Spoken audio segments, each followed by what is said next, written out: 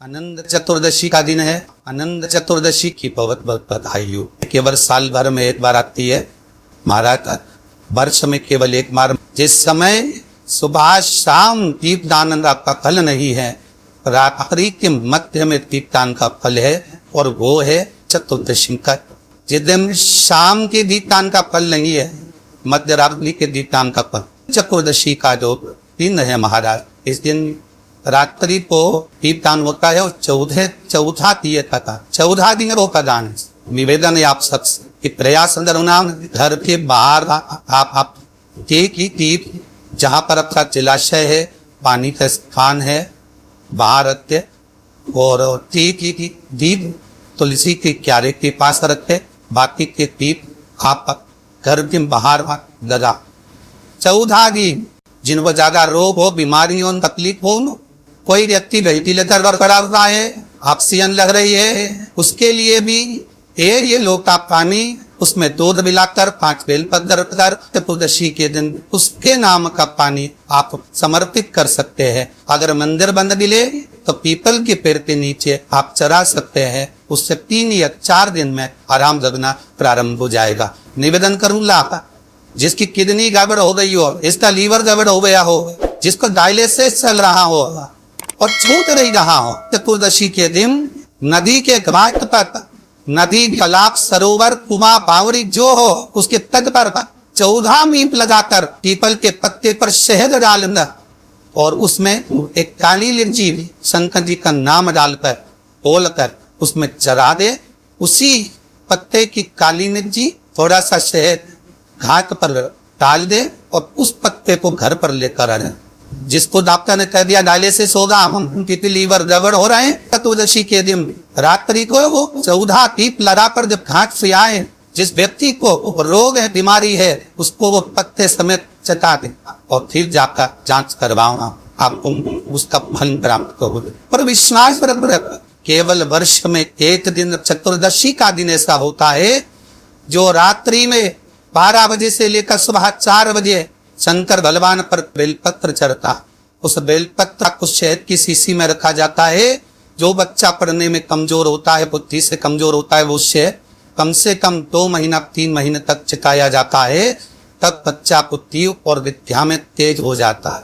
जिसको याद नहीं देता हो, याददाश्त कमजोर हो गई हो, कई बुजुर्ग लोग भी ऐसे हैं जिनको याद नहीं रहता, बेचारी अंगूठी रख के भूल जाती, कई ऐसी सामान रख के चला जाता है। तो चतुर्दशी के दिन आप प्रयास करना है, भगवान शंकर पर बेलपत्र शहद की शीशी में डालना, उसको चाटना। महाराज विवेक बुद्धि तीव्र हो, याददाश्त बनी रहे, याद रहेगा। किसी और वाले महाराज ने तक सुनाया था, दुनिया में ऐसा कोई सुख नहीं होगा ना जो आज के दिन मिली। तो रात्रि के समय पर 14 दीप लगाकर आप किसी भी कामना से, किसी भी आनंद से इस मंत्र को जपे। बीमारी हो वो उसके लिए, रोग हो तो उसके लिए, लकवा लग गया हो, अगर शरीर कंपायमान हो रहा है, शरीर में पहले से सो गया, तो सरसों का तेल 1 बोतल लेकर घर में जो शिवलिंग है, घर में जो शंकर का शिवलिंग है, उस शिवलिंग पर सरसों का तेल समर्पित कर बेलपत्री चढ़ाकर और इसी मंत्र का जाप कर, ओम, सब बोलिए, ओम ह्रीं ओम हरिनाथाय नमः शिवाय, ओम ह्रीं ओम हरिनाथाय नमः शिवाय। इस मंत्र का जाप करते हुए आयर पेरलेंसेस की बीमारी भी है, जो शंकर पर सरसों का तेल थाली में रख चना तो मंदिर ले जा सकते, घर में चढ़ा और उस तेल को बोतल में भरकर सवेरे ब्रह्म मुहूर्त में 4 बजे से पहले रख दे, सूरज की किरण ना पड़े उससे पहले उसको बोतल में भर लो और बोतल में भरकर जिसको पेरलेंसेस की बीमारी, उसकी मालिश 4-5 दिन अच्छी छत पे अंदर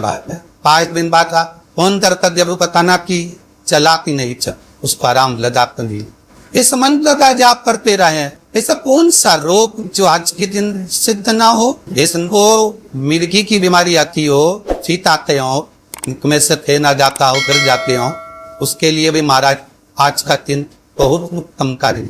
कोई पास में ज्यादा शिव जी का मंदिर हो, शंकर के मंदिर में जिसको चीत आते हो उसको बिठाकर और उसी शंकर के मंदिर में बेलपत्र चढ़ाकर पानी की लोटे में डाल ले, थोड़ा थोड़ा सा जल समर्पित कर दे, जल समर्पित कर करता है। यही मंत्र ओम ह्रीं ओम हरिनाथाय नमः शिवाय मंत्र का जाप कर कर वो पानी उस व्यक्ति को जिस पक्षी खाते हैं उसको बेलपत्र चबा चबा कर खिलाएं और उस पानी को धीरे धीरे कर कर पिलाने मार। अगर आपने सही तरीके से करा तो विश्वास है कि ठिकाना बंद है।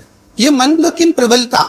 आज चतुर्दशी का दिन है। 14 दिए जिस माँ से जिस मन से घर के बाहर लगाए, बच्चों की नेत्र की रोशनी कम हो तो 14 दिए जब थाली में लेकर जाए घर में लगा कर कहती है तो उन दियों को बच्चों की चश्मा हटाकर नेत्रों से दर्शन कराए। भगवान 14 दिए जो आप लगा रहे हो चतुर्दशी के दिन व्रत रहे दिए जी के आप भगवान को समर्पित करें।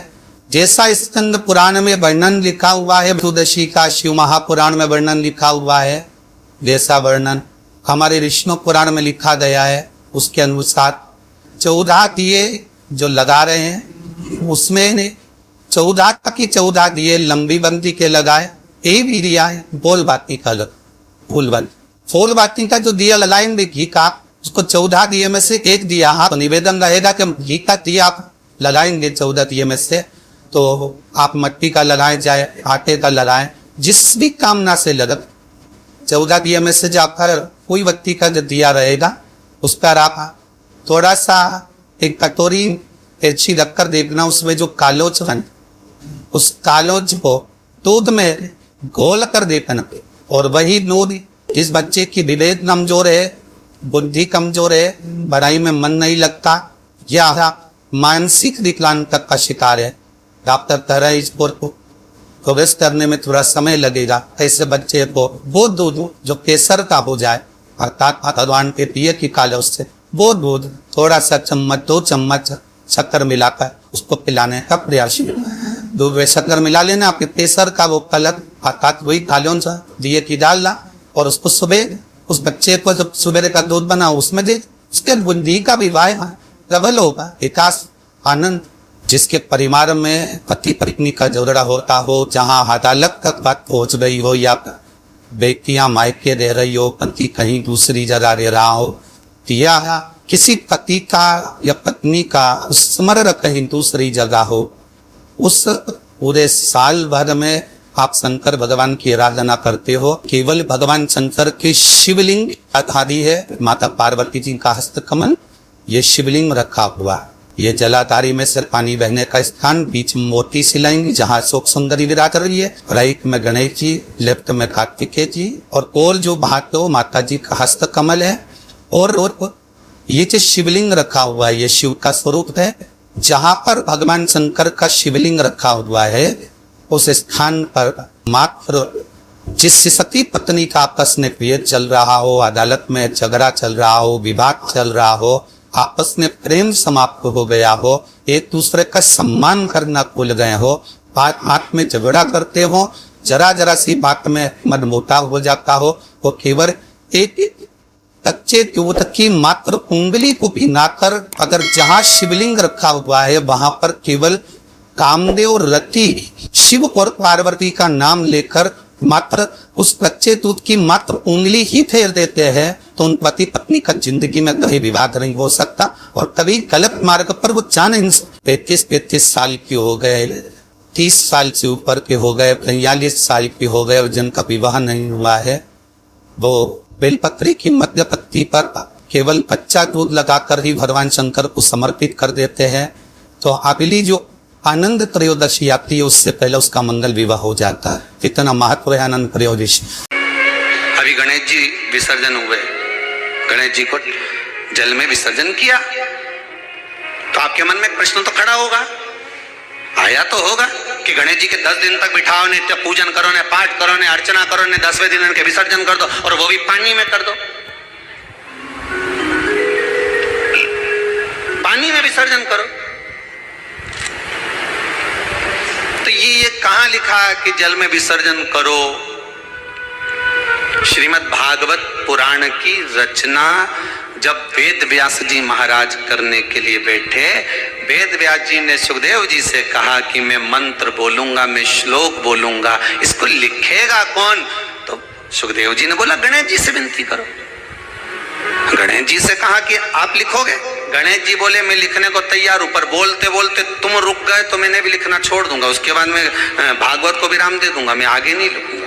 अब वेद व्यास जी बड़े चक्कर में पड़ गए, क्या करें? तो गणेश जी से कहा मेरे श्लोकों में कुछ गड़बड़ी हो सकती है, उसमें से गलती को छांटना पड़ेगा, फिर लिखना पड़ेगा। कितना सुंदर संबोधन श्री वेद व्यास जी ने कहा कि मैं जो श्लोक बोलूंगा आपको लिखने के लिए है, उसमें मैं कुछ गलती करूंगा, उस गलती को छांटना है, तब श्लोक लिखना है। क्यों कहा वेद व्यास जी ने ये बात? गणेश जी भगवान है, वेद व्यास जी कहते हैं मैं तो संसारिक मनुष्य हूं ना, गलती तो कर सकता हूं। गलती कौन करता है? जम के बोलो भगवान गलती करता है क्या? नहीं, गलती कौन करेगा? मनुष्य। गलती मानव करेगा, गलती मनुष्य करेगा। और गलती करने के बाद अगर हमसे अपनी जिंदगी में कोई गलती हो जाती है तो एक बार क्षमा मांगने में कुछ जाता है क्या? प्रणाम करने में कुछ जाता है क्या? निवेदन करने में कुछ जाता है क्या? नहीं। गलती हो गई मुझसे, तो गणेश जी लिखते लिखते लिखते लिखते 10 दिन हो गए गणेश जी महाराज को। शरीर में ताप पड़ने लगा गणेश जी महाराज के। वेद व्यास जी ने गणेश जी के हाथ का स्पर्श करा तो शरीर तो तप रहा था। वेद व्यास जी ने वहीं पर श्रीमद् भागवत के श्लोकों को विराम दे दिया। अब नहीं बोले। गणेश जी लिखते लिखते लिखते लिखते लिखते लिखते थक गए, ताप पड़ गया, शरीर गर्म हो गया। वेद व्यास जी ने कब करूं क्या? 10 दिन से लिख रहे हैं और शरीर पर ताप पड़ रहा है, करा क्या जाए? उन्होंने गणेश जी का हाथ पकड़ा, उठाया और कहा चलो प्रभु हमारे साथ में। वेद व्यास जी गणेश जी को ले गए और ले जाकर शीतल जल में श्री गणेश जी महाराज को बिठा दिया। गणेश जी को पानी के अंदर उनको विराजमान कर दिया कि अब आप ताप को थोड़ा ठंडा कर लीजिए। शीतल जल में बिठाया। उस दिन से नियम हो गया कि 10 दिन गणेश जी बैठते हैं और फिर उनका विसर्जन होता है पानी के अंदर, जल के अंदर। शरीर का ताप मिट जाए। तो गणेश जी ने वचन दिया है वेद व्यास जी महाराज को, आपने मेरे ताप को मिटाने के लिए मुझे जल में बिठाया है। जो मुझे जल में विसर्जन करेगा मेरा ताप तो मिटेगा ही, साथ में जो मुझे जल में विसर्जन करेगा उसके जीवन के भी ताप को मैं मिटा दूंगा, उसके जीवन के ताप को मैं मिटा दूंगा। ताप मिटा दिया।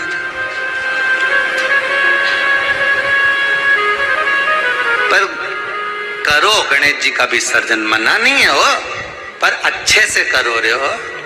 अब मत छोरा छोरियों तो निशाना लगाए, वो हमारा गणेश जी जय दिया, वो हमारा सबसे आगे पहुंचा तो इधर वाला ने इधर से फेंका, हो गया। ये हमारे धर्म की हंसी उड़ा रहे हैं।